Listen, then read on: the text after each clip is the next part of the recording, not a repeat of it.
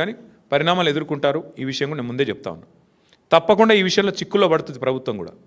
ఇట్లాంటి లూట్ ఎక్కడ జరగలేదు. బాంబేలో, మహారాష్ట్రలో మేము కూడా స్టడీ చేసినాం పాలసీలు ఆనాడు గవర్నమెంట్లో ఉన్నప్పుడు వీటిని ఎట్లా చేద్దామని. మహారాష్ట్రలో పెద్ద ఎత్తున టెక్స్టైల్ మిల్స్ ఉండేది బాంబేలో, కమలా మిల్స్ అని, ఫినిక్స్ మిల్స్ అని. అక్కడ ఏం చేసినారు తెలుసా? ఇట్లాగే సేమ్ థింగ్ ఊరు మధ్యలోకి వచ్చేసింది మిల్లు. ఏం చేసినారు?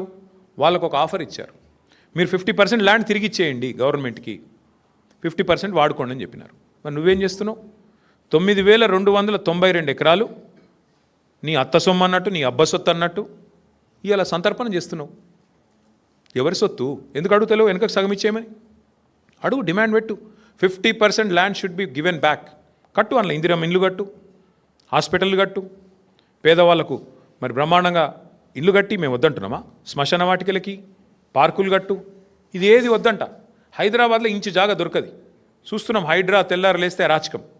ఏది పేదవాళ్ళ మీద 40 గజాలు 30 గజాలు పోయి కులగొడతా ఉంటారు. మరి 9,292 ఎకరాలు నీ అబ్బ సొత్తా, ఏ సొత్తా? ఎట్లిస్తావు నువ్వు ప్రభుత్వ సొత్తును? ఇష్టం వచ్చినట్టు ఎవడికి పడితే వాడికి. ఈ విషయంలో వదిలిపెట్టం, ఊరుకోము. ఇది పెద్ద లూటు. ఇంతకు మించిన దోపిడీ బహుశా భారతదేశంలో ఎక్కడ జరగలేదు.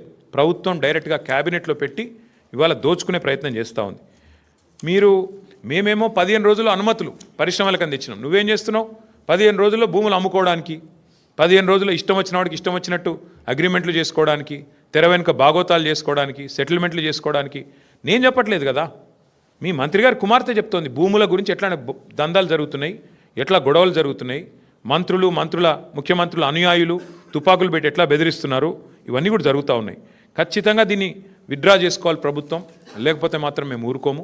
ముమ్మాటికి కొట్లాడతాం, న్యాయ పోరాటం చేస్తాం, ప్రజల్లో కూడా ఈ అంశాన్ని పెద్ద ఎత్తున తీసుకొని పోతాం. ఇంకొక మాట కూడా నేను చెప్తా ఉన్నా, పారిశ్రామికవేత్తలు ఎవరైతే ఈ భూములు పొందారో మీరు కూడా గుర్తుపెట్టుకోండి. తప్పకుండా ప్రతిరోజు ఒక రోజులాగా ఉండదు. భవిష్యత్తులో వచ్చే ప్రభుత్వాలు డెఫినెట్గా మా ప్రభుత్వమే వస్తుంది. తప్పకుండా మీరు ఇప్పుడు ఈ విషయంలో అనవసరంగా రేవంత్ రెడ్డి కుట్రలో పడితే, ట్రాప్లో పడితే మీరు కూడా ఇబ్బందుల పాలవుతారు. ముందే చెప్తా ఉన్నాం. ఎందుకంటే ఇవాళ ఆయన సెటిల్మెంట్ల కోసం, ఆయన పైసల కోసం ఆయన దిక్కుమాలిన దందాలు చేస్తుండొచ్చు. మీరు ఈ ట్రాప్లో పడకండి. న్యాయంగా చేద్దాం. చేసేది ఉంటే 100% 200% కట్టాలా, లేదా వాపస్ 50% ప్రజలకు ఇవ్వాలా. మీకు ఇచ్చిందే ఇప్పుడు సింపుల్ లెక్క. నేను మా సుదర్శన్ రెడ్డి గారికి ల్యాండ్ కేటాయించానండి. ఉదాహరణకు చెప్తాను, ఇంకొకటి మీకు అర్థమవుతుంది, సులువైన భాషలో చెప్తున్నాను. సుదర్శన్ రెడ్డి వస్తాడు నా దగ్గరికి, అన్న నాకు హైదరాబాద్లో నువ్వు ప్రభుత్వంలో ఉన్నావు కదా, 1 ఎకరం కేటాయించు భూమి అంటాడు. ఉత్తగానే కేటాయిస్తారా? ఇయ్యం కదా. దేనికి అని అడుగుతాం. దేనికి ఇవ్వాలి నీకు భూమి? లేదన్నా నేను అపార్ట్మెంట్ కట్టుకుంటా, నాకు ఈ బయట కొంటే 50 కోట్లు అవుతుంది, నాకు 10 కోట్లకి అంటే ఇస్తామా? ఇవ్వలేము. అదే సుదర్శన్ రెడ్డి, అన్న నేను ఇండస్ట్రీ పెడతా, నాకు 1 ఎకరం అంటే ఇస్తాం. ఎందుకు? పరిశ్రమ పెడితే ఉపాధి వస్తుందని ఇస్తాం. కానీ సుదర్శన్ రెడ్డి 10 ఎకరం భూమి తీసుకొని ఇచ్చిన ఉద్దేశం నెరవేరకుండా అసలు ఇచ్చిన పని పక్కకు పెట్టేసి నేను అపార్ట్మెంట్లు కట్టేసిండు అనుకో, తెల్లారు ఏం చేయాలి నేను ప్రభుత్వంగా? ఖచ్చితంగా వెంటనే స్వాధీనం చేసుకోవాలి. నేను అడిగేది అది. ఇది ప్రజల సొత్తు, ఇది ప్రజల భూమి. అడ్డికి పావు షేర్ ఇవాళ పారిశ్రామికవేత్తలకు ఇచ్చి వాళ్ళు వాళ్ళ తరతరాలు, వాళ్ళ కుటుంబ సభ్యులు, వాళ్ళ మునిమన్మన్లు దోచుకతినే నీకు ఆ ప్రభుత్వ భూమి ఇచ్చేది. ఎట్టి పరిస్థితులు ఒప్పుకోమిది. ఇది మా ప్రభుత్వంలో 9.5 ఏళ్ళలో మేము ఎక్కడ ఇయ్యలేదు. చాలామంది వచ్చినారు బ్రోకర్లు మా దగ్గరికి కూడా, కానీ మేము చేయలేదు ఇట్లాంటి గలీజ్ పని. ఎందుకంటే ఇది ప్రజల సొత్తు. వస్తే కూడా నేను చెప్పాను, అందులో మా నాయకులు కూడా వచ్చారు, అది కూడా చెప్తున్నాను నేను, అన్న ఇది చేయండి అని. నో నథింగ్ డూయింగ్, మేము చేయమని చెప్పాం. దాంతో కట్టుబాటుతో మేము పనిచేసినాం. ఇలా 100% ఈ విషయంలో నేను చెప్తా ఉన్నా, ఈ ప్రభుత్వం దిగిపోయినాక కూడా ముమ్మాటికి దీని మీద ఎంక్వైరీలు జరుగుతాయి, దీనిలో బాధ్యులను పట్టుకోవడం జరుగుతుంది.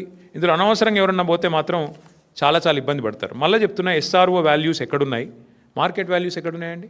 ఎస్ఆర్ఓ వాల్యూకి మార్కెట్ వాల్యూకి పొంతన ఉందా? కనీసం 30,000 ఎస్ఆర్ఓ వాల్యూ ఉంటే 2 లక్షలు మార్కెట్ వాల్యూ ఉంది. నువ్వు ఆ 30,000లో 10,000 కడితే 2 లక్షల వాల్యూ ఉన్నా ఇచ్చేస్తా అంటున్నావు భూమిని. ఇది ఎక్కడి న్యాయం? ఇది ఎక్కడి లూటు? 100% 5 లక్షల కోట్ల ఈ భూమిలో ఖచ్చితంగా రేవంత్ రెడ్డి గారు 40-50 వేల కోట్లన్నా వెనకేసుకోవాలనేది ఆయన ఆలోచన.